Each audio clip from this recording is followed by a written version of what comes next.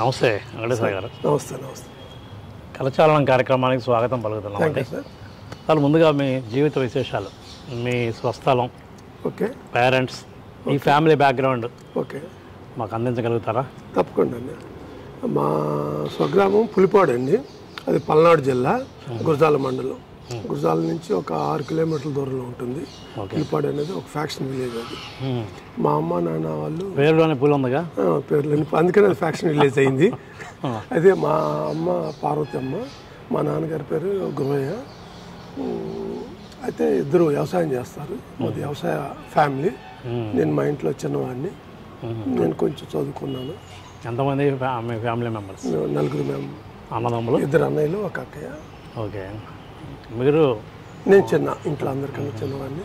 కొంచెం 10th తర్వాత diploma civil నేను ఒక్కనే చదువుకున్నాను. అక్కడే దొరికిందా ఆ ఏరియాలోనే, పల్నాడులోనే? హై స్కూల్ మా ఊరు పులిపాడు హై స్కూల్లోనే 10th వరకు చదువుకున్నాను. తర్వాత డిప్లొమా సివిల్ మాత్రం కృష్ణా జిల్లా గుడ్లవల్లేరు పాలిటెక్నికల్ చేశాను సార్, సివిల్. అయితే చదువుకుంటాం మాత్రం మీరు ఒక్కడే చదువుకున్నారు. ఎందుకని అలా జరిగింది?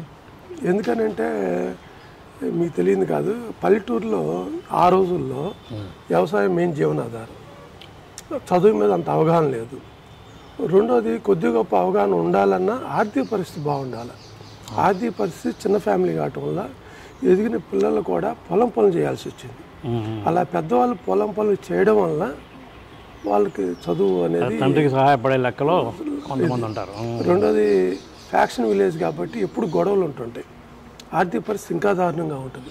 కొంచెం పర్వాలేదు, పంట పండిందన్నా కానీ ఈ గొడవల మూలంగా కొంత ఆర్థిక పరిస్థితి లాస్ అయ్యేవాళ్ళు. దాని మూలంగా ఎప్పుడు కుటుంబాలన్నీ ఆర్థిక పరిస్థితి అంతంత మాత్రం ఉండేది. దానివల్ల పిల్లల్ని చదివించే పరిస్థితి. హై స్కూల్ ఎక్కడ చదివారండి? ఏమండి? హై స్కూల్ పులిపాడు, మా సొంత ఊర్లోనే హై స్కూల్లో చదువుకున్నాను. హై స్కూల్లో కూడా సేమ్ ప్యాడ్ పట్టుకొని, ప్యాడ్కి బుక్స్ పట్టుకొని, ఇలా పట్టుకొని వెళ్ళి నేల మీద కూర్చొని చదువుకున్నా. దాని తర్వాత డిప్లొమా పాలిటెక్నికల్ డిప్లొమా సివిల్ చేశానండి. ఎక్కడండి అది? అది గుడ్లవల్లేరు, కృష్ణా జిల్లా. చాలా ఫేమస్ అది. చాలా మంచి పేరు ఉన్న కాలేజ్. అయిపోయిన తర్వాత ఏంటి, ఒక ప్లాన్ ప్రకారం చదువుకున్నారా మీరు? ఏమవ్వాలి అన్నది? చదువుకునేదానిలో నో ప్లాన్ అండి. ప్లాన్ లేదు. జస్ట్ ఎంట్రన్స్ రాసినప్పుడు సివిల్ వచ్చింది, సివిల్ చదివాను అంతే. నిజంగా దానికి బిఫోరే అదే ఇంట్లో కానీ, చుట్టూ ఉన్న ఫ్రెండ్ సర్కిల్ కానీ, లేకుంటే అదే ఫ్యామిలీకి ఉన్న ఫ్రెండ్ సర్కిల్లో కానీ ఎడ్యుకేషన్ మీద అవగాహన లేదు కాబట్టి ఆ సీట్ వచ్చింది, అది చదువుకున్నాను అంతే. లక్కీగా దానిలో కూడా ఇంట్రెస్ట్ ఉంది నాకు. ఓకే, బాగానే చదువుకున్న వరకు. ఏంటంటే చదువు అయిపోయిన తర్వాత కానీ, చదివేటప్పుడు కానీ ఒక ఐడియా ఉంటుంది కదా, ఏ జాబ్, అలానా జాబ్ చేయాలని కానీ, ఓకే, ఇలా స్థిరపడాలి జీవితంలో అని ఒక ఐడియా ఉండాలి. నిజంగా చదువుకునేటప్పుడు అంత ఐడియా అయితే లేదు సార్. చదువుకునే రోజుల్లో ఐడియా లేదు.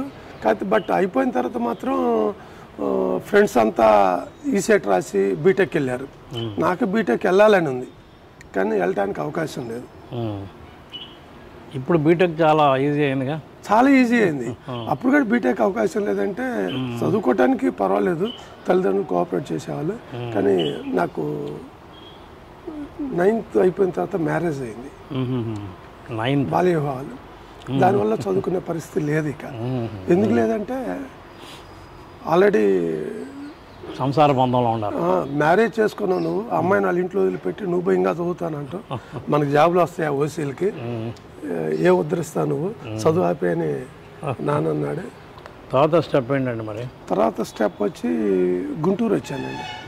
పెట్రోల్ పంప్స్ జస్ట్ ఇక్కడ కాజా 93 రమేష్ ఫిల్లింగ్ స్టేషన్ అని పెట్రోల్ బంక్ ఉంది. ఆ పెట్రోల్ బంక్ ఆల్రెడీ ఎవరైతే ఉన్నారో మా బంధువులు, కొంతమంది ఫ్రెండ్స్, వాళ్ళు దాన్ని కొనుగోలు చేసి ఉన్నారు. ఆ మెయింటెనెన్స్ చేసే దానిలో ఇక్కడ అవసరం ఉందని చెప్పి ఇక్కడికి వచ్చాను. 93 కాజ్ వచ్చాను. కాజులో ఆ పెట్రోల్ బంక్ రన్ చేశాను. కానీ పెట్రోల్ బంక్ అది కూడా హైవే వచ్చింది. హైవే వచ్చిన తర్వాత పెట్రోల్ బంక్ ముందు ఒక పెద్ద ఫ్లైఓవర్ వచ్చింది. ఇప్పుడున్న ఫ్లైఓవర్ ఊరు ముందు శ్రీకృష్ణ ఆశ్రమం ఉంది కదా, టెంపుల్ ఉంది కదా, అక్కడ ఫ్లైఓవర్కి డౌన్లో ఉండేది. ఎప్పుడైతే ఫ్లైఓవర్ ఇట్లా డౌన్లో వెహికల్ స్పీడ్లో ఆగదు, సేల్ తగ్గిపోయింది. అది కూడా డిస్పోజ్ చేసుకున్నాం. అది అమ్ముకొని బయటకు వచ్చేసాను. దాని తర్వాత మళ్ళీ నెక్స్ట్ గుంటూరు. జస్ట్ 2 years 95 వరకు. యాక్చువల్గా అప్పుడు ఒక వెంటనే మళ్ళీ ఏం చేయాలన్న దానిలో కొంత టైం తీసుకున్నాను, 1 year. సరే ఆల్రెడీ ఫైనాన్స్ ఎక్స్పీరియన్స్ ఉందని చెప్పి గుంటూరులో 95-96లోనే ఫైనాన్స్, ఆటో ఫైనాన్స్ ఓన్గా స్టార్ట్ చేశాను. క్లిక్ అయ్యారు అందులో? Utter flop. 95 to 2000 utter flop అండి. అంటే నాకు ఫైనాన్షియల్గా అమ్మ వాళ్ళు ఇచ్చింది ఒక 90,000 రూపాయలు. అది 2-3 ఏళ్ళలో ఆ ఇంట్రెస్ట్ అయితే కొద్ది గొప్ప అయితే ఒక 2 lakhs దాకా ఉండింది. ఆ 2 lakhsతో స్టార్ట్ చేసి ఉన్న గుడ్ విల్ తోటి దగ్గర దగ్గర ఒక 25 lakhs అప్పు తీసుకొచ్చాను బయట. తీసుకొచ్చి ఫైనాన్స్ స్టార్ట్ చేసినప్పుడు ఫస్ట్ 1-2 సంవత్సరాలు ఫైనాన్స్ చాలా బిజీ ఆఫీస్. ఎందుకంటే డబ్బులు తీసుకోవటమే కదా, ఎక్కేవాళ్ళు అబ్బో తెగ వచ్చేవాళ్ళు, ఎవరికాళ్ళు డబ్బులు తీసుకుని వెళ్ళేవాళ్ళు. తర్వాత 2 సంవత్సరాల తర్వాత ఒక్కరి మెట్లు ఎక్కింది లేదు. అదే రీపేమెంట్కి ఎవరు వచ్చేవాళ్ళు కాదు, మనం వెళ్ళి అడిగితే తప్పించుకునేవాళ్ళు, మన కోపం వచ్చేది, ఏదో సమాధానం చెప్పేవాళ్ళు. నిజంగా వాళ్ళు కొంత ఇబ్బంది ఉండొచ్చు, కొంత తప్పించుకునే మార్గం కావచ్చు, రకరకాలుగా చెప్పేవాళ్ళు. కోపం వచ్చేది. కోపంలో తెలియక 1-2 సార్లు చేయి కూడా జారా. కానీ ఇంకా చేయి జారిన తర్వాత అప్పు క్లోజ్, ఇక మళ్ళీ అడగం మనం వాళ్ళని. అట్లా ఆల్మోస్ట్ టోటల్గా ఫారంలో 50 lakhs లాస్ వచ్చింది. 25 lakhs నేను పర్సనల్. అది తీర్చడానికి నాకు ఇక 2000 క్లోజ్ చేసుకున్నాను. ఆ 2000 నుంచి ఇక రియల్ ఎస్టేట్లోకి వచ్చాను. రియల్ ఎస్టేట్కి వచ్చారు. ఆ 2002 ఆ 25 lakhs తీర్చడానికి నాకు 2005 వరకు పట్టింది. 5 years పట్టింది. మళ్ళీ అప్పులన్నీ ఎవరి వాళ్ళకి రిటర్న్ చేయడానికి. ఇక్కడ ఏ ఏరియాలో చేశారు real estate? Real estate same ఈ కాజా దగ్గర పెట్రోల్ బంక్ ఎక్స్పీరియన్స్ ఉంది కదా, ఒకటి కాజా యూనివర్సిటీ, 2 గుంటూరు. ఫైనాన్స్ కోసం గుంటూరులో ఫ్యామిలీ పెట్టాను. ఇక ఆ పరిచయాలతోటి గుంటూరు యూనివర్సిటీ దగ్గర రియల్ ఎస్టేట్ చేశాను. అంటే మీరు విభజనకు ముందే రియల్ ఎస్టేట్లో ఉన్నారు? మీరు రియల్ ఎస్టేట్లో ఉన్నాను. ఎలా వచ్చేసి మీరు ఈ పరిశ్రమలోకి ఎలా వచ్చారు అసలు? ఈ పరిశ్రమలోకి అంచెలంచెలుగా 2000 నుంచి రియల్ ఎస్టేట్లో ఉన్నాను కదా, 2005కి break even, no loss no profit, 0. దాని తర్వాత 1 by 1 స్టెప్ బై స్టెప్ ఇలా రియల్ ఎస్టేట్లో ఉన్న అనుభవంతో ఒక రియల్ ఎస్టేట్ కంపెనీలో పార్ట్నర్గా జాయిన్ అయ్యి ఇక్కడ మంగళగిరి ఎన్ఆర్ఐ వెనక లేఅవుట్ చేసాం, సాయి భారతి ఎస్టేట్స్ అని. ఇది 2007లో స్టార్ట్ అయింది ఇక్కడ. ఓకే. 2005లో బ్రేక్ ఈవెన్, 2007లో ఇక్కడ మంగళగిరిలో సాయి భారతి ఎస్టేట్స్ అని నేను వర్కింగ్ పార్ట్నర్గా జాయిన్ అయ్యి A to Z నేనే ఇక్కడ ఉండి చూసేవాడిని. అలా ఇక్కడున్న కాజులో ఉన్న పరిచయాలు, ఇక్కడున్న ఏరియాలో ఉన్న పరిచయంతో ఇక్కడ లేఅవుట్ స్టార్ట్ చేసాం. 2009లో కన్స్ట్రక్షన్ స్టార్ట్ చేసాం. అట్లా 2007లో ఇప్పుడు లేఅవుట్ స్టార్ట్ చేసాం. ఆ లేఅవుట్ కూడా సక్సెస్ కాదు. కొన్ని ఫ్లాట్లు అమ్మగలిగాం, ఓకే, బట్ కొన్ని ఫ్లాట్లు మిగిలిపోయినాయి. ఆ మిగిలిపోయిన ఫ్లాట్లు సేల్ చేయలేకపోతున్నాం. ఏం చేయాలి అనే దానిలో అప్పుడు 2009లో కన్స్ట్రక్షన్ స్టార్ట్ చేసాం. ఆ కన్స్ట్రక్షన్ కూడా డబుల్ బెడ్రూమ్ ఫ్లాట్ 9,95,000, 9,95,000 VSFT. అంటే ఆల్మోస్ట్ కన్స్ట్రక్షన్ కాస్ట్ ఏదైతే పడుతుందో అదే కాస్ట్కి అట్లా ప్లాన్ చేసాం. మరి నిజంగా రియల్ ఎస్టేట్లో అట్లా ప్లాన్ చేస్తామంటే ప్రాఫిట్ లేకుండా ఎవరు ప్లాన్ చేయరు. అంటే మేము కూడా ఏదో ప్రాఫిట్ లేకుండా ప్లాన్ చేద్దామని కాదు, బయటపడే మార్గంలో బయటకు వస్తే చాలు, ప్రాఫిట్ అక్కర్లేదు, ఆగిపోతే ఇంట్రెస్ట్ బ్యాలెన్స్ అవ్వాలి. దానికోసం అది స్టార్ట్ చేసాం. స్టార్ట్ చేసిన తర్వాత ఒక్క 1 monthలోనే కొత్తగా కన్స్ట్రక్షన్, కొత్తగా బిల్డర్స్ 20 ఫ్లాట్లు అమ్మాం. బిఫోర్ భూమి పూజ రోజే, బిఫోర్ కన్స్ట్రక్షన్ 20 ఫ్లాట్లు అమ్మాం. చాలా మంచి ఎప్రిసియేషన్ వచ్చింది. ఈ రోజు కూడా ఇవాళ అక్కడ ఫ్లాట్ వచ్చి మినిమం 25 నుంచి 30 లక్షలు ఉంది మన అమ్మిన ఫ్లాట్. ఇప్పుడు వైట్ ఫీల్డ్ ఏరియానా? Yes, Whitefield apartment, Whitefield residency, Whitefield, ఇవన్నీ మనం చేసినాయి అక్కడ. వైట్ ఫీల్డ్ గతంలో తిన్న డక్కా ముక్కీలన్నీ దీనికి ఉపయోగపడ్డాయా? ఎప్పుడు ఎక్స్పీరియన్స్ ఎప్పుడు ఉపయోగపడుతుందండి. ఎప్పుడైనా మనం నేర్చుకున్న పాఠాలని డెఫినెట్ లైఫ్లో ఎక్కడో చోట ఉపయోగపడితే అట్లాగే ఇది కూడా అండి. ఏదైతే ఫెయిల్యూర్ ఇన్ ద బిజినెస్ అది ఉపయోగపడి కానీ ఉపయోగపడిందని కూడా కొన్నిసార్లు మనం ఎప్పుడైతే నమ్ముతామో ఆ నమ్మకం మనల్ని ఒకసారి దెబ్బ కొట్టుద్ది. ఇది ఇంకొక బ్యాడ్ ఎక్స్పీరియన్స్. అయితే ఇప్పుడు ఎందులో ఉన్నారు మీరు? హోటల్ పరిశ్రమలోనే ఉన్నారా? ప్రజెంట్ బిల్డర్గా కూడా ఉన్నారా? బిల్డర్గా లేనండి, ఓన్లీ హోటల్ పరిశ్రమ. 2018 వరకు బిల్డర్గా ఉన్నా. 2018, 2016 ఆల్రెడీ హైలాండ్ దగ్గర ఒక 70 ఫ్లాట్లు డెవలప్మెంట్కి తీసుకొని అది చేస్తున్నాను. ఆ టైంలో 2016లో నోట్ల రద్దు, 2 జిఎస్టీ కొత్తగా. జిఎస్టీ ఇంతకుముందు 5% ఉండేది. 2016 మోడీ గారు వచ్చిన తర్వాత ఆ నోట్ల రద్దు టైంలోనే అన్నీ జిఎస్టీ 12% చేశారు. ఒకసారి ఎవరైతే అపార్ట్మెంట్ కొనుక్కున్న వాళ్ళు 5 నుంచి 12% అనగానే అది యూజ్ అవుతుంది. అప్పుడు కొంత మార్కెట్ స్లంప్ అయింది. నోట్ల రద్దు అప్పుడు ఫస్ట్ పడిన ఎఫెక్ట్ రియల్ ఎస్టేట్, కన్స్ట్రక్షన్, ఆడ కొంత ఫెయిల్యూర్ వచ్చింది. 2019 government change, 3 Capitals shifting, Mangalagiri పూర్తి చచ్చిపోయింది. అది బిల్డర్స్ మీద, రియల్ ఎస్టేట్ మీద బాగా ప్రభావం చూపించింది. కొనే దిక్కు లేదు, ఉన్నాయి అమ్ముకోకపోతే వడ్డీ లాసు, అమ్ముకోవాలంటే లాస్కి అమ్ముకోవాలి. తప్పనిసరి పరిస్థితుల్లో ఫ్లాట్కి 10 లక్షలు లాస్. అట్లా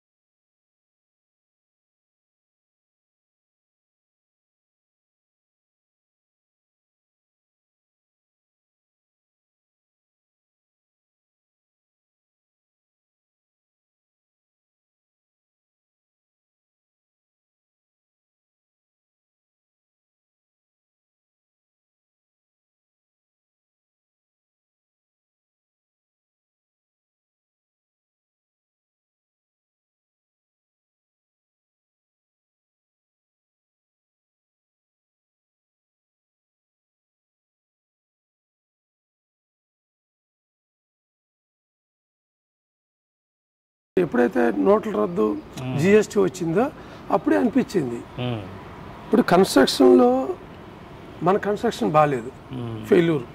లేకపోతే మనం తీసుకున్న లొకేషన్ ప్రైమ్ లొకేషన్ కాదు, ఎక్కడో స్లమ్లో పెట్టాం, అది మనం ఫెయిల్, ఒప్పుకుంటా. లేకపోతే వెంటిలేషన్ సరిలేదు, మనం ఫెయిల్. అక్కడ వాటర్ లేదు, మనం ఫెయిల్, ఒప్పుకుంటా. హైలాండ్ రోడ్లో 60 ఫీట్ రోడ్డు, 60 అడుగుల్లో స్వీట్ వాటర్ పడుతుంది, గ్రావెల్, రెడ్ సాయిల్.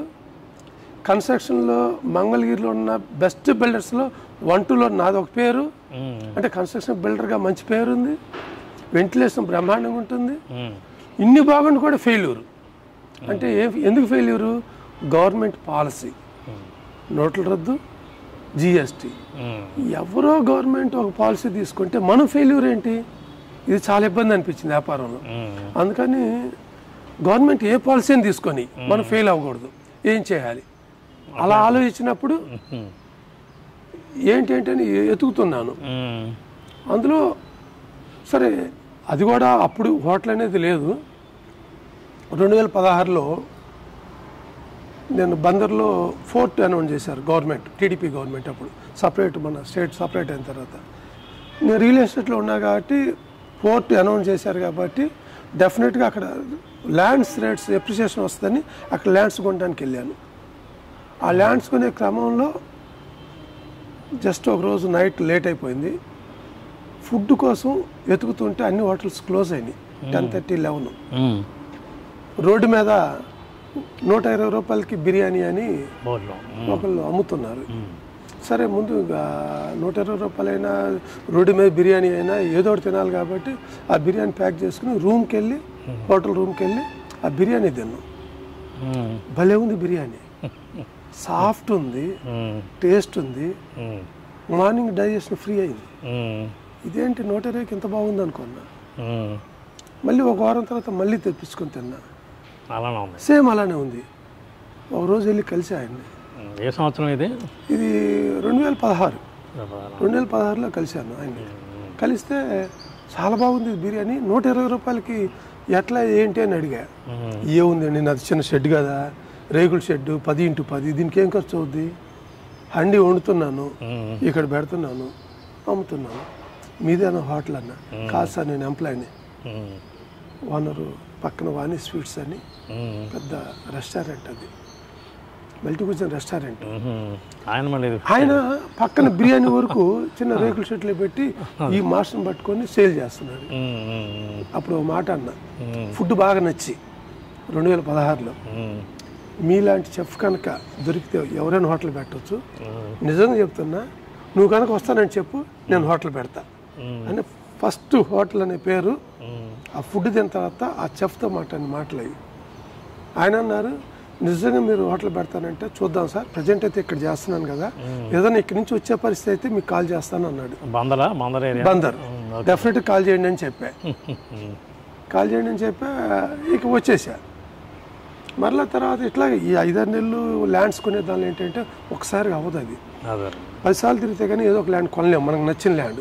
ఆ క్రమంలో మళ్ళీ హోటల్కి వెళ్తే ఆ బిర్యానీ వేరే ఉంది, అక్కడ తిన్నాను, టేస్ట్ మారింది. ఏంటి టేస్ట్ మారింది అని అడిగితే చెఫ్ మారాడు అన్నారు.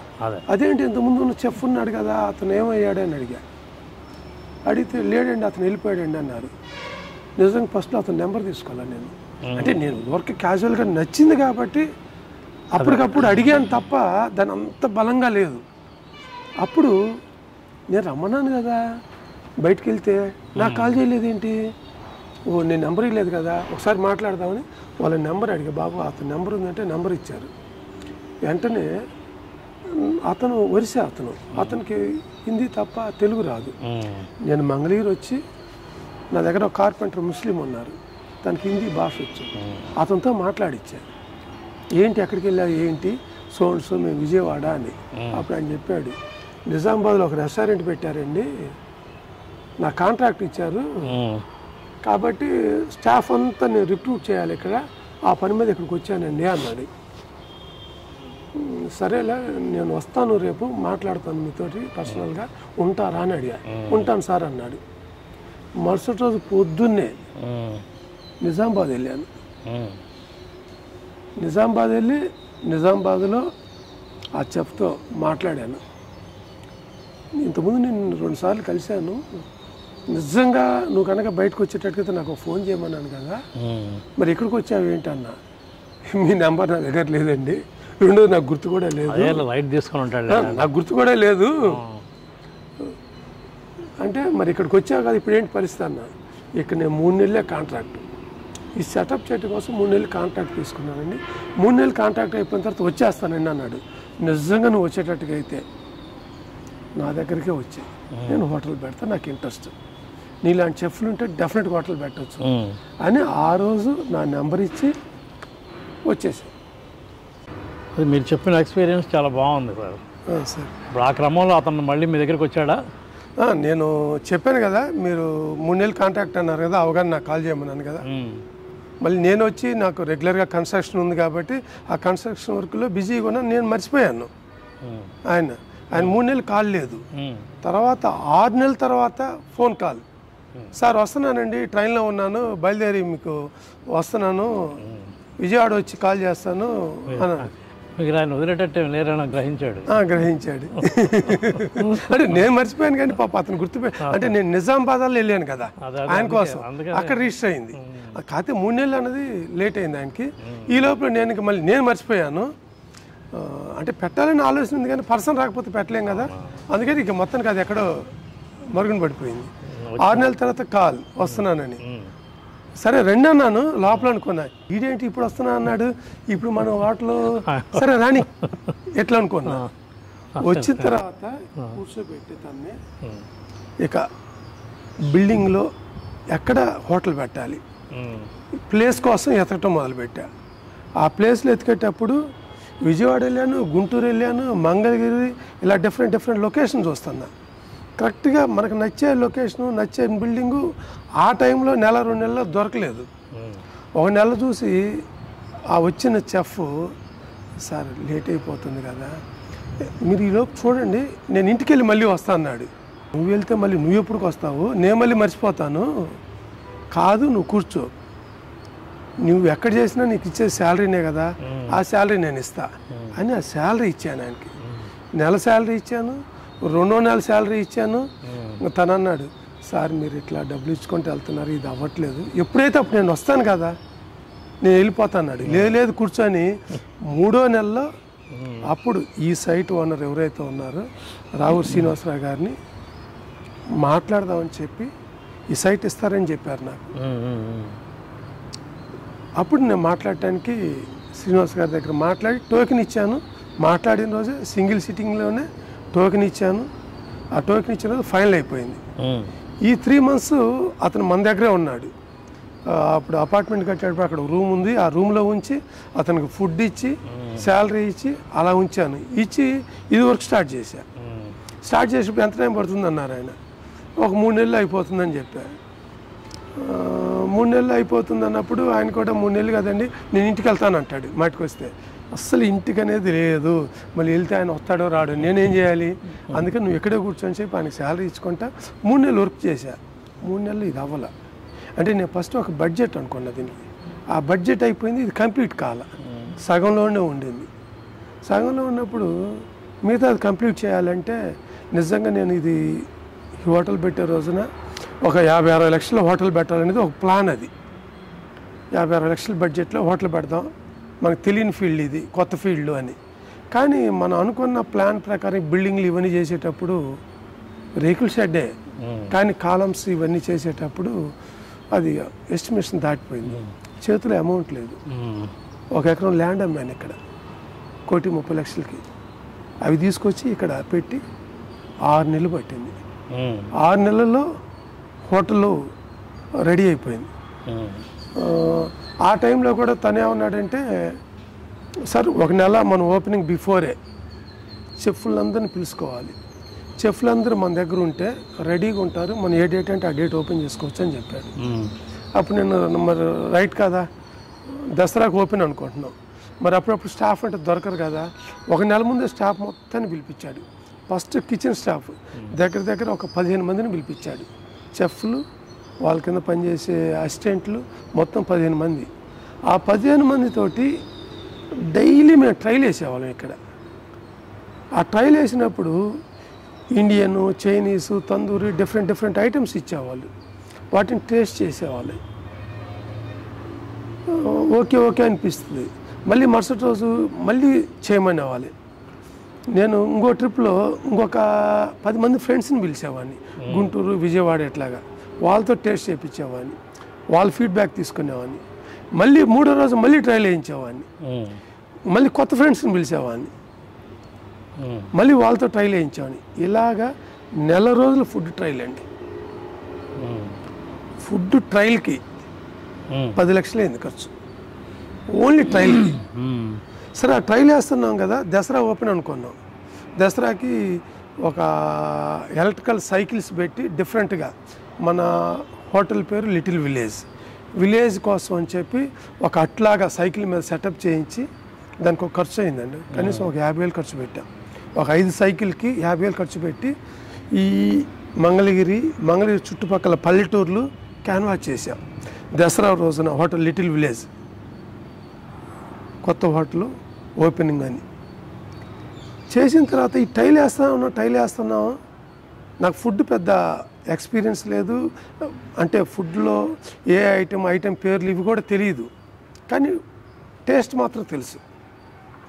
ఎందుకంటే ఇంట్లో వాళ్ళు వంట బాగా చేస్తారు, నోట్లో పెట్టుకోగానే ఆ టేస్ట్ ఉంటే ఓకే, టేస్ట్ లేదంటే చాలా బాగా చేస్తారు. ఎప్పుడు ఒక రోజు బాగాలేకపోయినా వెంటనే ఆ రియాక్షన్ వేరే ఉంటుంది, బాగాలేదని. అందుకని ఈ ఫుడ్ నోట్లో పెట్టుకుంటే ఒక్కొక్కటి నచ్చేది కాదు, అర్థం కావట్లా. అప్పుడు అసలుకి నాకు ఆ హోటల్ పెట్టడానికి బిఫోరు హోటల్కి వెళ్ళిన ఎక్స్పీరియన్స్ లేదు. ఒకటి ఆర్థిక పరిస్థితి లేకపోవటం. అసలు నాకు 10th వరకు కాఫీ టీ అంటే తెలియదు, వాటిని తాగలే. ఒక ఫ్రెండ్ వాళ్ళ ఇంట్లో తాగా కాఫీ, అది కాఫీయో టీయో తెలియదు. అంత ఇది అంటే చిన్నప్పటి నుంచి హోటల్కి వెళ్ళి టిఫిన్ చేసే పరిస్థితి కాదు. కొంచెం చదువుకున్నప్పుడు కొంచెం పర్వాలేదు, అయినా ఫ్రెండ్స్ ఏదో చెప్పేవాళ్ళు, మనకు తెలియదు కాబట్టి వాళ్ళు ఏది చెప్తే తినొచ్చేవాడిని. ఒక బిర్యానీ ఒకటి కొద్దిగా తెలుసు తప్ప పెద్ద ఈ ఇండియన్, చైనీస్ స్నాక్స్ ఈ పేర్లు తెలియదు. అలాంటి స్టేజ్లో హోటల్ పెట్టి వీళ్ళందరూ డిఫరెంట్ ఐటమ్స్ ఇస్తే అప్పుడు నేర్చుకున్నాను ఏది ఇండియను, ఏది చైనీసు, ఏది తందూరి అనేది. కానీ ఫుడ్ నచ్చట్లా. అప్పుడు ఒకసారి కూర్చొని ఏదైతే నాకు నచ్చట్లేదో ఆ డిపార్ట్మెంట్లో చూస్తే ఇండియన్ డిపార్ట్మెంట్ కర్రీస్ నచ్చట్లా, చైనీస్లో ఉన్న స్నాక్స్ నచ్చట్లా. అప్పుడు మాస్టర్ని పిలిచి జస్ట్ 2-3 రోజులు ఓపెన్ ఉంది. మాస్టర్ స్టాఫ్ నాకు నచ్చట్లా. అతనాగా మాస్టర్ బిర్యానీ మాస్టర్, అతను బిర్యానీ మాస్టర్ అండి. ఓన్లీ బిర్యానీ ఆ బిర్యానీ నచ్చి హోటల్ పెడదాం అనుకున్నా. అదేలే. అతను బిర్యానీ వరకు ఎక్స్ట్రాడినరీ, నో డౌట్. అది ఇవాళ కూడా మన హోటల్లో అదే రెసిపీ. కానీ ఆ బిర్యానీ ఒక్కటి నచ్చితే కాదుగా హోటల్ అంటే. మరి మన సూపులు ఉన్నాయి, రోటీలు ఉన్నాయి. బిర్యానీ ఇప్పటికీ ఆయనేనా? జంప్ సార్ 6 నెలలే ఉంది ఆయన. అయ్యో అవునా? ఆయన వెళ్ళిపోయాడు. ఇదే సార్ హోటల్లో ఉండే రిస్క్. అయితే ఇక్కడ చిన్న మ్యాజిక్ ఉంది.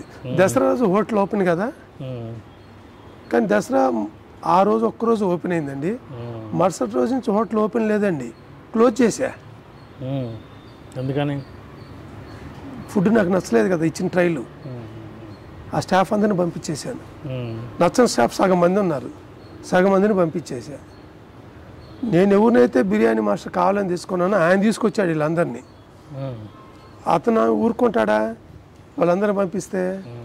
ఆయన ఏమన్నాడు, సార్ ఓపెన్ అని మీరు 10 రోజులు ప్రమోషన్ చేశారు, ఓపెన్ ఉంది, తెల్లారి మీరు క్లోజ్ చేస్తానంటారు, బ్యాడ్ నేమ్ వస్తుందండి మనకి, రన్ చేద్దాం. నేను మధ్యలో 10-15 రోజులు వేరే స్టాఫ్ని పిలిపిస్తా, అప్పుడు వీళ్ళని పంపించేసి వాళ్ళని ఉంచుతా ఉన్నాడు. అతను చెప్పింది కూడా కొంతవరకు పర్వాలేదనిపించింది. కానీ కొంచెం నేను ఆలోచించుకున్నప్పుడు నో, కాంప్రమైజ్ కాకూడదు. టేస్ట్ మనకే నచ్చట్లా. డబ్బులు ఇస్తుంటారు గెస్ట్లు వచ్చిన వాళ్ళు, వాళ్ళకి ఎలా నచ్చుద్ది? అంటే నచ్చని ఫుడ్ పెట్టి డబ్బులు ఎలా తీసుకోవాలి మనం? నో. ఒకవేళ జనం ఓపెన్ అని చెప్పి ఆగినందుకు అనుకుంటారు, డెఫినెట్గా కరెక్టే, అనుకున్నా పర్వాలేదు. కానీ టేస్ట్ లేకుండా డబ్బులు తీసుకోవటం అంటే చాలా ఇబ్బంది. కాబట్టి నువ్వు ఏమైనా అనుకో మాస్టర్, నీకు ఎక్స్పీరియన్స్ ఉండొచ్చు ఈ ఫీల్డ్లో, పుట్టిన కాంచి ఈ ఫీల్డ్లో ఉండొచ్చు, నువ్వు చెప్పింది రైట్ కావచ్చు, నాకైతే రాంగ్ ఇది. నచ్చని ఫుడ్ పెట్టి డబ్బులు తీసుకోవటం అనేది కుదరని పని. కాబట్టి ఏమనుకోవద్దు, బంద్ అని చెప్పాను. కానీ ఓపెన్ రోజు చాలామంది వచ్చారండి, ప్రమోషన్ చేశాం కదా, వాళ్ళందరి దగ్గర బిల్ తీసుకోలేదు సార్. ఆ రోజు ఓపెనింగ్ రోజు బిల్ తీసుకోవాలి. ఏం చెప్పామంటే అది 2017 దసరా అండి. 2017 దసరా. ఆ రోజు ఫస్ట్ రోజు ఎవరైతే గెస్ట్లు వచ్చారో మనం ప్రమోషన్ చేశాం కదా, గెస్ట్లు చాలామంది వచ్చారు. వచ్చిన గెస్ట్లు అందరూ ఫుడ్, ఆ రోజు కూడా ఫుడ్ కూడా బాగలేని ఐటమ్స్ అసలుకి మేము మెనూలో పెట్టలేదు, మెనూ వాళ్ళకి ఇవ్వలేదు. ఉన్న స్టేవర్డ్స్ కెప్టెన్స్ తోటి మన దగ్గర ఏదైతే ఫుడ్ బాగుంటుందో అదే పెట్టించాం. అది పెట్టించి వాళ్ళు బిల్ అనగానే నవ్వుకుంటూ ఏమనుకోవద్దండి ఇవాళ బిల్లు లేదండి, ఓపెన్ కదా, బిల్ లేదు. రెండోది ఇంకా మా హోటల్ ఇంకా వర్క్ కంప్లీట్ అవ్వలేదు, కొంచెం ఇంకొక వారం 10 days పడుతుంది, అప్పుడు ఉంటుంది ఓపెన్, అందుకని ఈరోజు కాంప్లిమెంటరీగా ఇస్తున్నాము అని చెప్పి బిల్ తీసుకోవాలి. ఎప్పుడైతే బిల్ తీసుకోలేదో వాళ్ళు కూడా ఏమో ఈడేంట్రా హోటల్ అన్నాడు, ఓపెన్ అన్నాడు. ఓపెన్ కొంతమంది బాగా దగ్గర వాళ్ళు లేదు అసలు బిల్ తీసుకోవాల్సింది అంటారు. నో, నథింగ్, అసలుకి బిల్ అనేది లేదు అని చెప్పి ఆ రోజు చేసి మరుసటి రోజు క్లోజ్ చేసామండి. క్లోజ్ చేసిన తర్వాత నెక్స్ట్ చెఫ్లు కావాలి. ఆ బిర్యానీ చెఫ్ మీద డిఫెండ్ అవ్వలేదు సార్ నేను, ఎందుకంటే 4 రోజుల ముందు చెఫ్ని పిలిపించాడు, 4 రోజులు ట్రైల్ ఇచ్చాడు, నాకు నచ్చలేదు. అతని మీద నాకు అంత బిలీఫ్ అనిపించలేదు. వెంటనే హైదరాబాద్ వెళ్ళిపోయానండి. బాగా పేరున్న రెస్టారెంట్స్ ఏంటి, ఫుడ్ బాగా మంచి పేరున్నాయి ఏంటి, ఒక లిస్ట్ రాసుకొని ఆ హోటల్కి వెళ్ళి ఫుడ్ తినేవాడిని. ఫుడ్ బాగా నచ్చింది, అక్కడ స్టాఫ్తో మాట్లాడేవాడిని, కొంచెం చెఫ్తో మాట్లాడిస్తారా అని. అలా అక్కడ చెఫ్లతో మాట్లాడిన తర్వాత వాళ్ళతో ఏం చెప్పానంటే, మీ హోటల్లో తిన్న ఫుడ్ చాలా బాగుంది, నాకు చాలా బాగా నచ్చింది, సేమ్ ఇలా ఫుడ్ చేసే చెఫ్లు మీ ఫ్రెండ్ సర్కిల్ ఎవరైనా ఉంటే, వాళ్ళకి ఏదైనా జాబ్ కావాల్సి ఉంటే నాకు పరిచయం చేయండి. ఆ పరిచయం చేసినందుకు డెఫినెట్గా మీకు నేను ఏదో ఒకటి చూసుకుంటాను, నాకు హెల్ప్ అవుద్ది, మీరు డెఫినెట్గా మిమ్మల్ని గుర్తుపెట్టుకుంటాను నేను అని చాలా మందితో మాట్లాడే అట్లా అక్కడ స్టాఫ్తో. అలా వాళ్ళ ద్వారానే ఒక కాల్ వచ్చింది నాకు. ఒక అబ్బాయి చెప్పాడు అందులో మా అక్కడ చెఫ్ అండి ఆల్రెడీ, అక్కడ ఒక ఇండియన్ చెఫ్, నాకు ఇండియన్ చెఫ్ కావాలా, ఆ చెఫ్ అన్నాడు మా మామయ్య బెంగళూరులో ఉన్నాడు, చాలా దూరం అది, మంచి చెఫ్ కాబట్టి తనతో మాట్లాడతానండి, తను వస్తానంటే డెఫినెట్గా మీకు పరిచయం చేస్తానన్నారు. సరే అట్లా చాలామందికి కార్డులు ఇచ్చి మాట్లాడి తిరుగుతున్నాం. ఆ క్రమంలోనే వెంటనే 2వ రోజు 3వ రోజు చెఫ్ నుంచి కాల్ వచ్చిందండి. ఓకే, ఎప్పుడు స్టార్ట్ చేశారు ఇది మీరు? మరి ఇది తర్వాత ఒక 10 days స్టార్ట్ చేసాము. ఏదైతే ఆ చెఫ్ ఉన్నాడో ఆ చెఫ్ కాల్ చేశాడు, ట్రయల్కి వచ్చాడు. ఒక్క ట్రైలేనండి, ఒకే ఒక్క ఐటమ్ ట్రైల్ వేయించా, నచ్చింది, టోకెన్ అడిగాడు, టోకెన్ ఇచ్చేసా. తను ఒక 1 week టైంలో వస్తానన్నారు. 1 weekలో ఆ చెఫ్ వచ్చారు. ఆ చెఫ్ ఇంకో చెఫ్ని పిలిచాడు. ఎప్పుడైతే 2 డిపార్ట్మెంట్ల చెఫ్లు వచ్చారో 10 daysలో అప్పుడు మళ్ళీ రీస్టార్ట్ అయిందండి. అలా హోటల్ స్టార్ట్ తీసుకున్నారు రీస్టార్ట్కి ఒక 10 days అండి. 10 daysలో ఇక అంటే అంతకుముందు ఆ చెఫ్ మీద డిపెండ్ అయ్యాం. ఆ చెఫ్ మీద డిపెండ్ అయ్యి కళ్ళు మూసుకొని అతను ఏం చెప్తే చేసాం. ఎప్పుడైతే ఆ రిజల్ట్ లేదో మనం స్టార్ట్ చేసాం.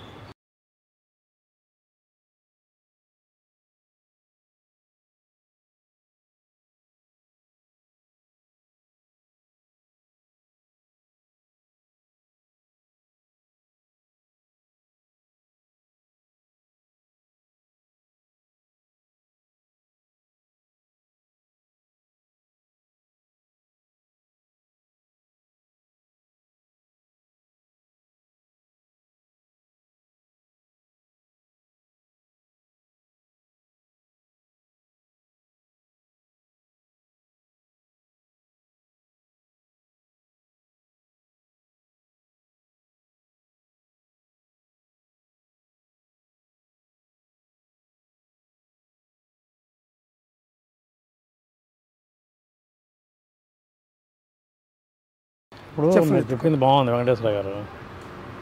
హోటల్ వ్యాపారం బాగుండటానికి టెక్నికల్గా కిచెనే వెన్నెముక, కిచెనే వెన్నెముక. కానీ ఇప్పుడు ట్రెండ్ ఎలా ఉందంటే ఈ రోజుల్లో ఏదో వీకెండ్ కానీ లేదా రోజు సాయంత్రానికి ఫ్యామిలీని తీసుకురావడం, బయటకు రావడం. ఓకే, సిటీ వాతావరణం వచ్చేసింది మంగళగిరి లాంటి చిన్న చిన్న టౌన్స్లో. ఇలా వచ్చేవాడికి ఫుడ్ మీద పెద్దగా ఇంట్రెస్ట్ ఉంటుందా, వాళ్ళకి ఎంజాయ్ చేద్దామని వచ్చే బ్యాచ్ ఎక్కువ ఉంటారేమో. లొకేషన్ ముఖ్యం, వీకెండ్ చక్కగా ఫ్యామిలీతో గడిపామా లేదా అనేది ముఖ్యం. థర్డ్ ప్రయారిటీయే భోజనమా లేదా ఫస్ట్ ప్రయారిటీయే భోజనమా మీరు స్టడీ చేసినంత వరకు?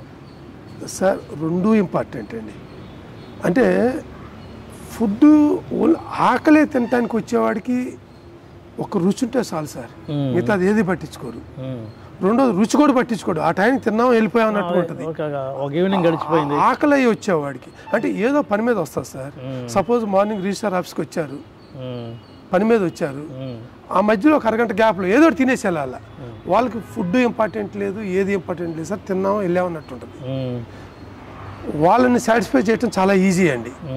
కానీ రియల్గా హోటల్కి వచ్చేవాళ్ళు, అవసరానికి వచ్చేవాళ్ళు చాలా తక్కువ మంది ఉంటారండి. అవి ఒక రష్ ఉన్న ఏరియాలో నడుస్తాయి. ఇలాగ ఎక్కడో లోపల ఇంటీరియర్లో హోటల్ పెట్టుకున్నామంటే మన దగ్గర ఆకలి వచ్చేవాళ్ళు ఒకరు కూడా ఉండరండి. ఫుడ్ ఎంజాయ్ చేయడానికి వస్తారు, యాంబియన్స్ నచ్చి వస్తారు, ఒక సెలబ్రేషన్ లాగా వస్తారండి. ఆ సెలబ్రేషన్గా వచ్చినప్పుడు యాంబియన్స్ ఇంపార్టెంటే, టేస్ట్ ఇంపార్టెంటే, ఈ రెండింటితో పాటు సర్వీస్ ఇంపార్టెంట్ అండి. ఇన్ టైంలో సర్వీస్ ఇవ్వాలండి, వేడిగా సర్వీస్ ఇవ్వాలి. ఇవన్నీ ఉన్నప్పుడే సాటిస్ఫై అవుతారు గెస్ట్, మళ్ళీ మళ్ళీ వస్తారు. మనం మంచి ఫుడ్ పెట్టినా ఇన్ టైంలో ఫుడ్ ఇవ్వలేదనుకోండి రెండోసారి రాదు సార్. చాలా కీలకం ఇది. సర్వీస్ కానీ, వేడిగా ఫుడ్ ఇవ్వటం కానీ, యాంబియన్స్ చూసుకోవటం కానీ, ఫుడ్ హైజీనిక్ ఉండటం కానీ చాలా ఇంపార్టెంట్ సార్. ప్రతిదీ సార్, ఈచ్ అండ్ ఎవ్రీథింగ్ ప్రతిదీ మనం కేర్ తీసుకుంటే అప్పుడే డెఫినెట్గా ఒక మంచి హోటల్ రన్ చేయగలం సార్. ఇప్పుడు దాదాపు 8 సంవత్సరాలు అయింది మంగళగిరిలో విలేజ్ పెట్టి మీరు. అవును. సరే, బిల్డర్గా రియల్ ఎస్టేట్ వ్యవహారాలన్నింటిలో కన్నా కూడా కాన్సన్ట్రేషన్ దీని మీద పెరిగిందా? 100%. 8 years ఎక్స్పీరియన్స్, అంతకుముందు దీని మీద స్టడీ చేయడం అంతా బాగుంది కదా. ఓకే. ఈ క్రమంలో మీకు ఫీడ్బ్యాక్ ఎలా ఉంది? ఫీడ్బ్యాక్ చాలా సాటిస్ఫాక్షన్ సార్. అంటే మన దగ్గర ఉన్న గెస్ట్ ఎప్పుడైతే సాటిస్ఫై అవుతారో మనకు పేరు వస్తుంది. ఆ పేరు చాలా హ్యాపీనెస్ అండి. అంటే రెగ్యులర్గా మీరు చెక్ చేసుకుంటుంటారా? రెగ్యులర్గా చెక్ చేస్తాను ప్రతిరోజు, ఎప్పటికప్పుడు ఇంపార్టెంట్ సార్. ఇక్కడ ప్లేట్లో గెస్ట్కి మనం ఫుడ్ ఇస్తే ఆ ఒక గెస్ట్ ఇంపార్టెంట్, అట్లా వచ్చిన ప్రతి గెస్ట్ ప్రతి ఐటమ్ ఇంపార్టెంటే మనకి. అదే సమయంలో ఇప్పుడు మీరు ఒక మంచి చెఫ్ కోసం మీరు నానా తిప్పలు పడ్డారు. ఎస్ సార్ కదా. ఎస్. ఆ క్రమంలో అసలు మన యూత్ కానివ్వండి, మన సమాజంలో అసలు చెఫ్ అంటేనే తెలియని వాళ్ళు చాలామంది ఉంటారు. అలాంటి కోర్స్ ఒకటి ఉందని కూడా తెలియదు. ప్రతి ఒక్కరు ఎంపీసీ, బైపీసీ, ఇంజనీర్లు అయ్యి డాక్టర్లు అవుదామని ఏదో ప్రయత్నాలు చేస్తుంటారు. చివరికి వాళ్ళకి ఈ ఫీల్డ్ అసలు టచ్ లేదు. ఫారెన్లో ఉన్నంతగా ఈ ఫీల్డ్ టచ్ లేదు. అవును. అంతా ఏదైనా నాటు వంట మాస్టర్లు ఇక్కడ. వాళ్ళు చదువుకోరు పాపం, బాగా వంట చేస్తారు, ఏదో క్యాటరింగ్లు పెట్టి నడిపిస్తూ ఉంటారు.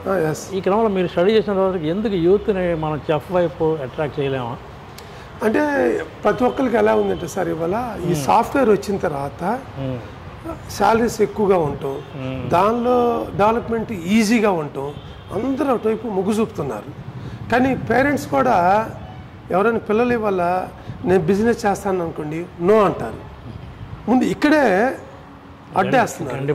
మరి పిల్లలు ఎంతవరకు, పిల్లలు కొంతమంది ఉంటారండి ఇంట్రెస్ట్, నాకు రెస్టారెంట్, నేను బిజినెస్ చేయాలి, హోటల్ మేనేజ్మెంట్ అని, పేరెంట్స్ అడ్డుకుంటున్నారు కదా. ఇది జనంలో మార్పు రావాలి సార్. ఎప్పుడు ఏ ఫీల్డ్ అయినా వండర్స్ చేయొచ్చు. చెఫ్గా ఉండి నేర్చుకొని అతను ఒక 5 స్టార్కి ఎదగొచ్చు. తక్కువ చిన్న ఎన్నో స్టోరీలు చూసాం మనం. చిన్న రోడ్డు మీద బండి పెట్టిన వాళ్ళు పెద్ద పెద్ద హోటల్స్ రన్ చేసేవాళ్ళు ఉన్నారు.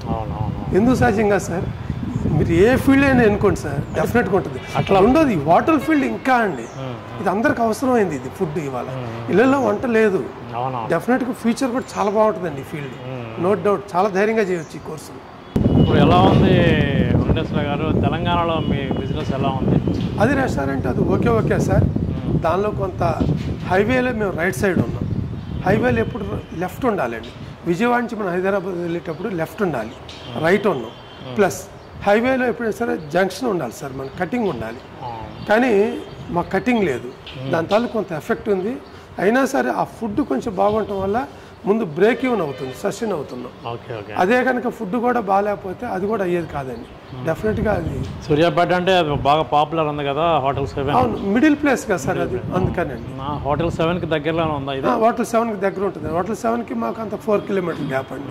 అవును సార్. అయితే అదే మీరు చెప్పినట్లుగా 7 కూడా హైదరాబాద్ వెళ్ళేటప్పుడు రైట్ సైడే ఉంటుంది, కానీ దాని కటింగ్ ఉంది సార్. అదే రోడ్ కటింగ్ ఉంటే ప్లస్ పాయింట్. అది ప్లస్ పాయింట్ అండి, నో డౌట్ అది.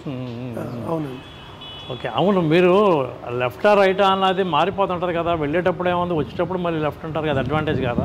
వచ్చేటప్పుడు పని మీద మార్నింగ్ వెళ్తారు సార్, వెళ్ళేటప్పుడు డెఫినెట్గా లంచ్ అయినా బ్రేక్ఫాస్ట్ చేయాలి. రిటర్న్ అయ్యేటప్పుడు నైట్ టైం అండి, మేబీ తింటే తింటాం, లేకపోతే లేదు. లేదంటే రోడ్డు అమ్మటం టిఫిన్ తింటాం. నైట్ ఫుడ్ అంత ఇంపార్టెంట్ కాదండి. పడుకొని డ్రైవర్ని పదాన్ని అంటే అంటే ట్రావెలర్స్ బిజినెస్ అండి సార్. మరి చాలామంది కొత్తగా వ్యాపారాలకు రావడం, అదే మీరు పెట్టి మూసేయటం కానీ, లేదా ఆల్రెడీ రన్నింగ్లో ఉన్న వ్యాపారాలు కానివ్వండి, అది హైవే కావచ్చు, మన మంగళగిరి కావచ్చు, ఈ ప్రాంతాల్లో హోటల్స్ నడుపుతున్న వాళ్ళకి మీరు ఇంత చక్కగా మీరు లీడ్ చేస్తున్నారు విలేజ్ని, మీరేం సలహా ఇస్తారు సార్? ఈ వ్యాపారంలో రాణించాలంటే ఫస్ట్ ఎవరికైనా సరే ఒక మంచి మనసు ఉండాలండి. మంచి మనసు అంటే వచ్చిన గెస్ట్కి మంచి ఫుడ్ పెట్టాలనేది టార్గెట్ ఉండాలండి. మంచి ఫుడ్ పెట్టాలంటే ఏంటి? సింపుల్ థింగ్ అండి. మన ఇంట్లో మన కిరాణా షాప్కి వెళ్ళి నాకు 3R మినపగుళ్ళు ఇవ్వండి, నాకు ఆర్గానిక్ బెల్లం ఇవ్వండి, లేకుంటే నెంబర్ 1 యాలకులు ఇవ్వండి అని తెచ్చుకుంటామా లేదా? రైస్ కావాలనుకోండి, నెంబర్ 1 క్వాలిటీ రైస్ ఏముంది, అది ఇవ్వండి అని అడుగుతాం.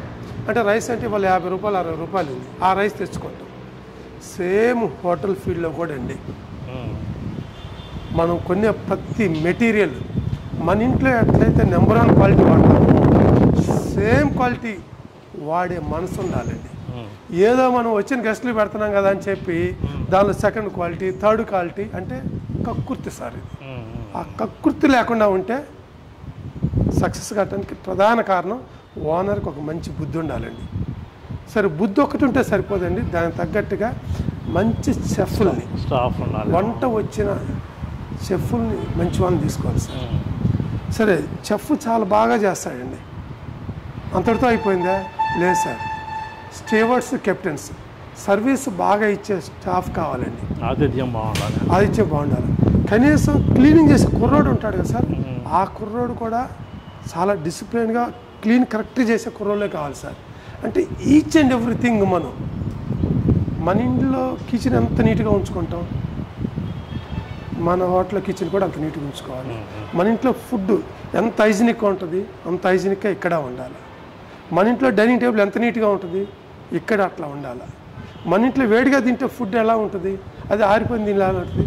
సేమ్ సార్, మన హోటల్ కూడా ఒక ఇల్లే. ఇక్కడికి వచ్చిన వాళ్ళు కూడా నా ఫ్రెండ్సే, నా చుట్టాలే. అయితే బోర్డులు మాత్రం అంతే పెడుతున్నారు ఇదన్నప్పుడు సార్, ఇంటి భోజనం అని. ఏంటి సార్ బోర్డులు మాత్రం బోర్డులు ఉంటాయి సార్, బోర్డులు ఉంటాయి. అదే సార్ నేను అనేది, మన తెలివితేటలు అనేది ప్రతి చోట అప్లై చేయాలి. అది ఒక బోర్డులు పెట్టేకాడు, ఒక జనాలను అట్రాక్ట్ చేయడానికి ఒక యాంబియన్స్ అయిపోలేదు సార్.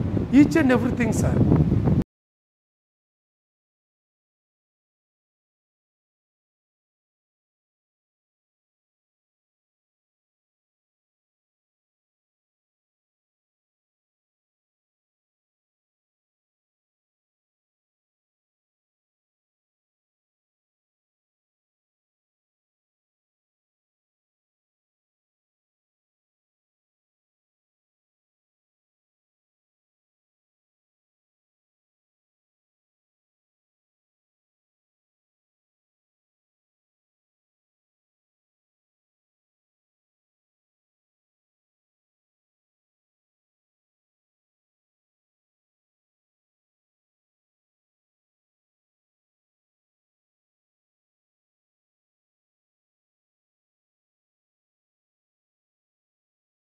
సార్ మరి అంత మీ అనుభవాలు ఇవన్నీ ఓకే, మనం విలేజ్ గురించి మాట్లాడుకుందాం. ఓకే, ఏంటి మీ స్పెషాలిటీస్ ఏంటి? ఫుడ్ ఐటమ్ అనే కాదు, అసలు టోటల్గా మీరు కాంట్రాక్ట్ తీసుకుంటాం, క్యాటరింగ్ లేదా ఫంక్షన్స్కి అద్దెకి ఇవ్వడం ఇట్లాంటివి కూడా చేస్తుంటారు. ఏంటి మీరు ఇచ్చే స్పెషాలిటీస్ ఏంటి? అంటే స్పెషల్ అంటే ఇప్పుడు సపోజ్ ఫంక్షన్ హాల్ ఉందనుకోండి, మన ఫంక్షన్ హాల్ ఒకసారి మీకు చూపిస్తాను. డెకరేషన్కి మీరు 5,000 10,000లో కూడా మీరు సింపుల్ డెకరేషన్ చేసుకున్నా చూస్తే ₹1,00,000 పెట్టారంటూ ఉంటుంది. అంటే హాల్ అలా ఉంటుంది. అంటే తక్కువ డెకరేషన్లో మంచి ఫంక్షన్ చేసుకోవచ్చు. ప్లస్ బయట మీరు ఫంక్షన్ హాల్కి వెళ్తే 20,000 30,000 50,000 ఒక హాల్ రెంట్ ఉంటుంది. హాల్ రెంట్ ఉంటుంది. మన దగ్గర హాల్ రెంట్ లేదు. ప్లస్ సపోజ్ మీరు 100 మంది సార్, సింపుల్గా ఒక ప్లేట్ మేము దగ్గర వెజ్ అయితే 500 తీసుకుంటాం. అంటే ఒక 100 మంది అంటే గెస్ట్లు అంటే 50,000 అయిపోతుంది. బయట మీరు ఫంక్షన్ హాల్కి 50,000 పెట్టాలి, ఇంక్లూడింగ్ ఫంక్షన్ హాల్. మనకి ఇంక్లూడింగ్ ఫంక్షన్ హాల్. ఈ కాన్సెప్ట్ రన్ అవుతానే ఉంది కదా టోటల్గా అన్ని చోట్ల? లేదు సార్, కొన్ని చోట్ల ఫుడ్ సపరేటు, రెంట్ సపరేట్ అండి. ఇప్పుడు మంగళగిరిలో చాలా ఉన్నాయి కదా సార్ అట్లాగా. నేను మంగళగిరి గురించి కాదు, కొన్ని చోట్ల ఉన్నాయి, కొన్ని చోట్ల ఇంకా రెంట్లు ఇట్లా ఉన్నాయి సార్. మన దగ్గర రెంట్ లేదు. ఫుడ్ సరే, ఫుడ్ కూడా ఏంటంటే అండి ఎక్కడైనా సరే మీరు సరే మన దగ్గర ఫంక్షన్ స్పెషల్ చెప్తాను నేను. ఫుడ్ మీరు ఎక్కడైనా ఆర్డర్ ఇస్తే సపోజ్ 100 మంది అని చెప్పారు, తెలియకుండా గెస్టులు కొంచెం మనం పిలిచిన పిలుపుల వల్ల పెరిగారు, 50 మంది 60 మంది. మీరు సపోజ్ మటన్ దమ్ బిర్యానీ చెప్పారు, ఫస్ట్ 100 మందికి వస్తుందండి, తర్వాత 50 మంది 60 మంది పెరిగారు కాబట్టి వాళ్ళకి అది ఉండదండి. మా దగ్గర రెస్టారెంట్ ఉండటం వల్ల ఏంటంటే 50 మంది రాని ఎక్స్ట్రా 100 మంది రాని లాస్ట్ పర్సన్ వరకు కూడా ఆ మటన్ దమ్ కంటిన్యూ అవుద్ది. ఎలా కంటిన్యూ అవుద్ది? మా దగ్గర ఇక్కడ ఆల్రెడీ రెస్టారెంట్ ప్రిపేర్ చేసుకుని ఉంటాం, లేదా అప్పుడప్పుడు చెఫ్లు రెడీగా ఉంటారు, అప్పుడప్పుడు మా దగ్గర మెటీరియల్ రెడీగా ఉంటుంది. గెస్ట్కి వచ్చిన వాళ్ళు పలకరించుకొని దానిలో ఉంటారు.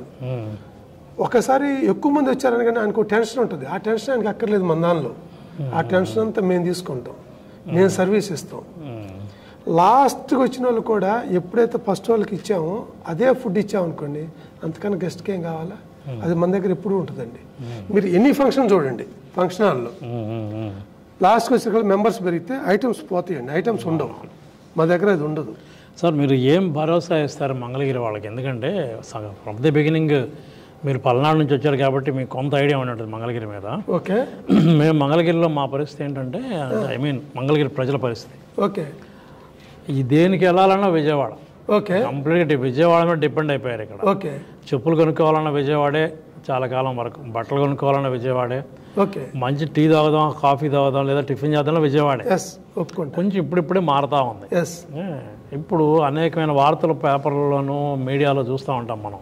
ఎస్ ఒక హోటల్కి వెళ్తే అక్కడ సరైనటువంటి పదార్థాలు వడ్డించకపోవడం కానివ్వండి, ఏదో ఫ్రిడ్జ్లో నిల్వ ఉన్న సరుకులు చూపించడం కానివ్వండి, ఇట్లాంటివన్నీ ఒక చేదు అనుభవాలు ఎదురవుతూ ఉంటాయి. ఎస్ ఎస్ అట్లా కాకుండా విజయవాడ స్థాయి లేదంటే ఇంకొక సిటీ స్థాయిలో ఒక మంచి ఫుడ్ దొరుకుద్ది అనే దానికి మంగళగిరి వాళ్ళకి మీరేం భరోసా ఇస్తారు సార్? అంటే కొంత అవగాహన లేక మీ 7 ఏళ్ల ప్రస్థానం. ఈ 7 ఏళ్ల ప్రస్థానంలో ఒకటి సార్, మనం విజయవాడ గుంటూరు పోవటం కాదు, లిటిల్ విలేజ్కి విజయవాడ గుంటూరు తెనాలి నుంచి మ్యారేజ్ డే జస్ట్ ఒక 10 మంది చిన్న పార్టీ చేసుకోవాలి, family party, care of little village.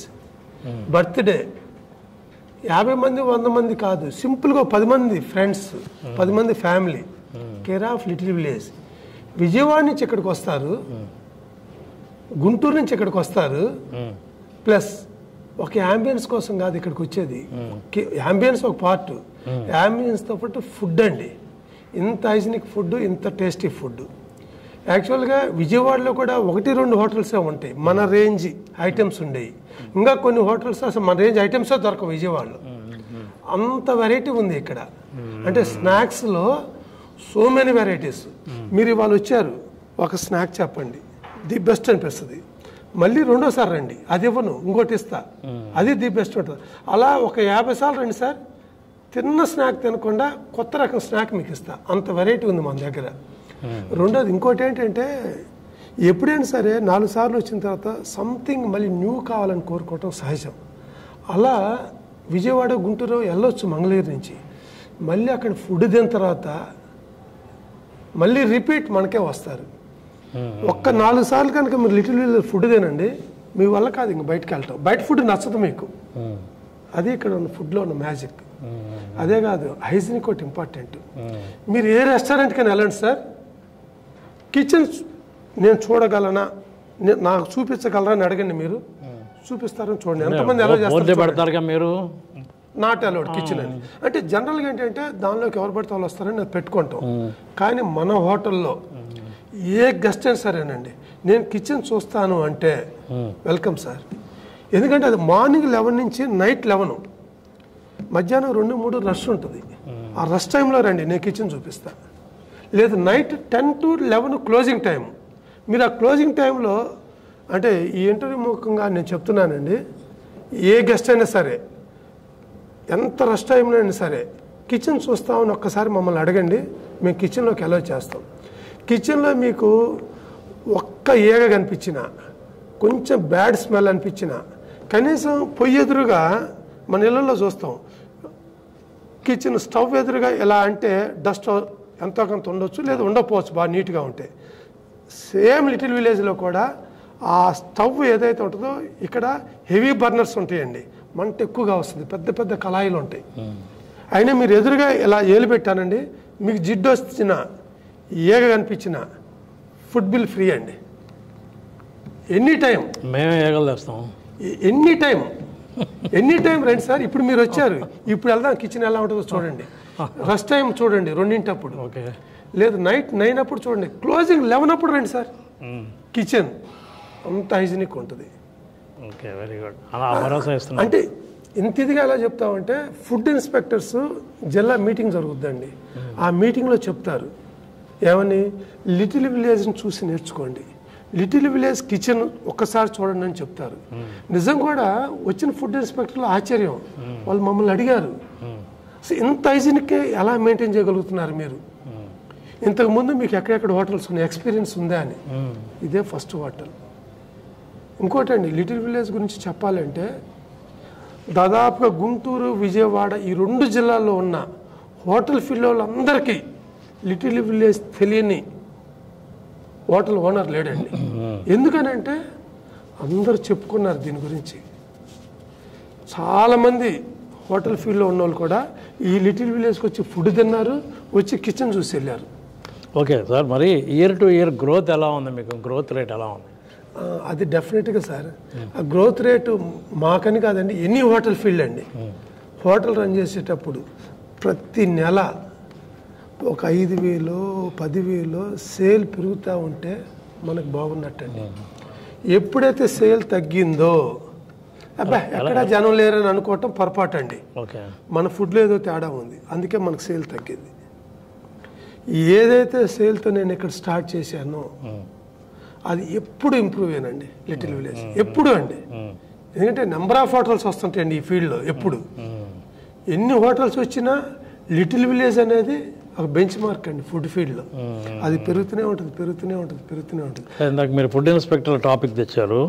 ఈ ప్రభుత్వ సహకారం ఎలా ఉంటుంది మీకు?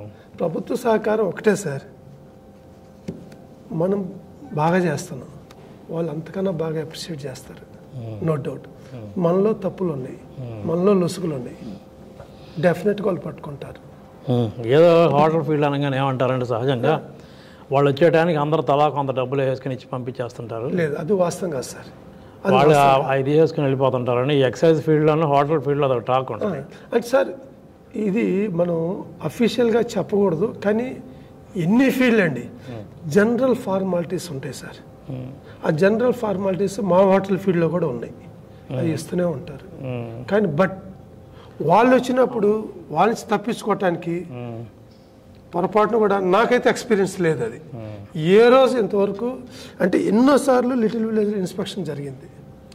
ఎన్నిసార్లు ఇన్స్పెక్షన్ జరిగినా ఎప్పుడు ఒకటి కూడా ఏది పట్టుకోలేకపోయారంటే ఇక్కడ లేదు. అదేనండి మీదేంటంటే వెంకటేశ్వర గారు కమిట్మెంట్ వేరు, ఫార్మాలిటీస్ వేరుగా ఉండాలి. మీరు ఫార్మాలిటీ ఇచ్చినంత మాత్రాన కమిట్మెంట్లో కాంప్రమైజ్ అవ్వాలని లేదు.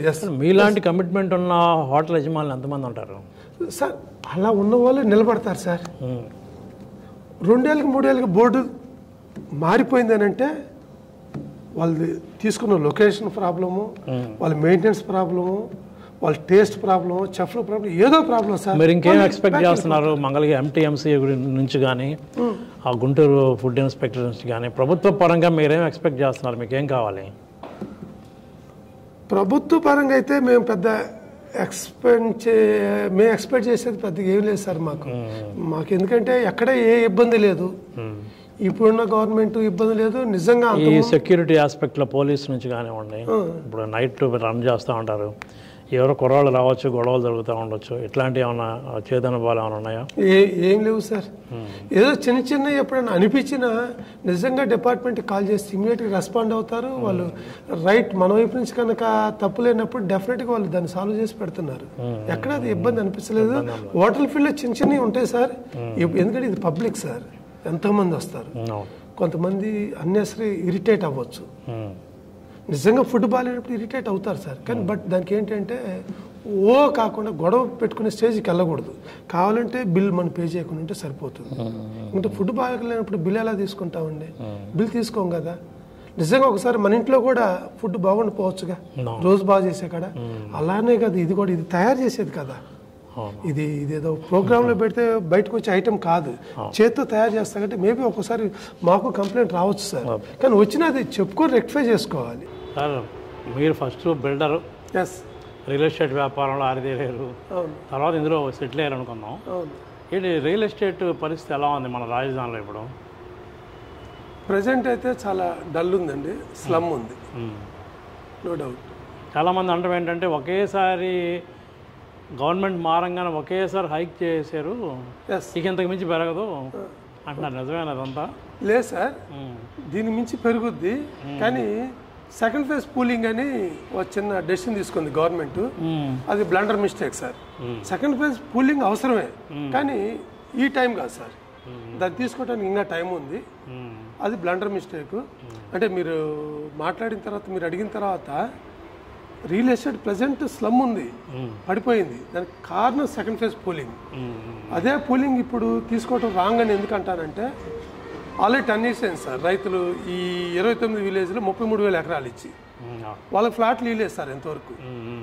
కానీ SRM, అమృత, విట్టు, లేకుంటే సెక్రటేరియట్, హైకోర్టు, ఇవన్నీ వర్క్స్ నడుస్తున్నాయి సార్. నా దగ్గర ల్యాండ్ తీసుకొని నా పార్ట్ డెవలప్ చేయకుండా గవర్నమెంట్ అయితే అన్ని వర్కులు కొన్ని జరుగుతున్నాయి కదా సార్. మాకు ఎలా ఉంటుంది? మాకు రోడ్లు వేయొద్దా సార్? కాబట్టి ఇది రైతుల అంతరంగం. ఇది ఎస్ షూర్ సార్. అది రెండోది అది న్యాయం కూడా సార్. రైతులు త్యాగం చేసి మీకు భూములు ఇచ్చారు గవర్నమెంట్కి. త్యాగం చేసిన రైతుల్ని ఇచ్చిన ఫ్లాట్లకి రోడ్లు వేయకుండా, దానికి ఇన్ఫ్రాస్ట్రక్చర్ ఇవ్వకుండా, మీరు గవర్నమెంట్ దగ్గర ఫండ్ లేదు సార్, ఒప్పుకుంటా నేను. కానీ ఫండ్ లేకపోయినా కానీ ముందు ఏదైతే ఫండ్స్ ఉన్నాయో మీరు దానికి ఇంపార్టెన్స్ ఇవ్వండి. అంటే అంటారు వర్క్ చేస్తున్నామని 2 ఏళ్ళు పట్టుద్ది అంటారు. 2 ఏళ్ళు ఏంటి సార్, ఇప్పుడు 10 ఏళ్ళు అయితే. ఫస్ట్ అసలు మన మైండ్లో రైతు ఇచ్చాడు కాబట్టి, ఇక్కడ రైతే గొప్ప కాబట్టి ఫస్ట్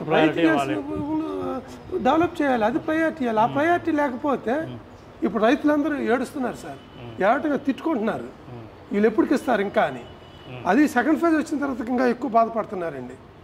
10 ఏళ్ళు అయింది, మా ఫ్లాట్లు ఇంతవరకు ఇవ్వలేదు, మళ్ళీ తీసుకెళ్ళి 50,000 ఎకరాలు అన్నారు, వాళ్ళకి ఎప్పుడు ఇస్తారు? అది ఆ ఏరియా అనుకుందాం కాసేపు. ఇప్పుడు ఇది చూద్దాం, మన హైవే పక్కన మనం మంగళగిరి, కాజా, చినకాక, ఇటు ఉండవల్లి కానివ్వండి, ఈ రోడ్లు ఎలా ఉంది రిలేషన్? ఈ రోడ్లు కూడా ప్రజెంట్ డౌనే ఉంది సార్. సార్ బేసిక్ సార్, ఇక్కడ ఇప్పుడు మన స్టేట్ డెవలప్మెంట్ అంటే 1 అమరావతి, 2 క్యాపిటల్ సార్. ఈ 2 మేజర్ సార్. ఈ 2 మేజర్లో రియల్ ఎస్టేట్ని ప్రభావితం చేసేది ఇది సార్. ఇక్కడ గవర్నమెంట్ ఎప్పుడైతే ఇది డిలే చేస్తుందో వీళ్ళకి తెలియట్లేదు సార్. ఈ ఎఫెక్ట్ హైదరాబాద్ ప్లస్ అవ్వబోతుంది సార్ రేపు. వీళ్ళు ఇలాగే కళ్ళు మూసుకొని 2 ఏళ్ళు, 3 ఏళ్ళు, 4 ఏళ్ళు రైతులకి డెవలప్ చేయకపోతే మన ఆంధ్ర రియల్ ఎస్టేటు ఇంకా ఇంకా ఇంకా డౌన్ అయిపోద్దండి. దాని ఎఫెక్ట్ హైదరాబాద్ డెవలప్ అయిపోద్ది సార్. మనం చాలా లాస్ పోతాం. అదే గవర్నమెంట్ మేల్కొని ఇప్పటికైనా సరే సెకండ్ ఫేజ్ పూలింగ్ని అట్లా ఆపి ఇప్పుడు ఇమ్మీడియట్గా వీళ్ళకి రైతులకు ఫ్లాట్లు డెవలప్ చేస్తే నేను వెళ్తాను సార్, అక్కడ డెవలప్మెంట్ చేస్తాను, రైతు ఒక ఫ్లాట్ కొనుక్కుంటాడు సార్.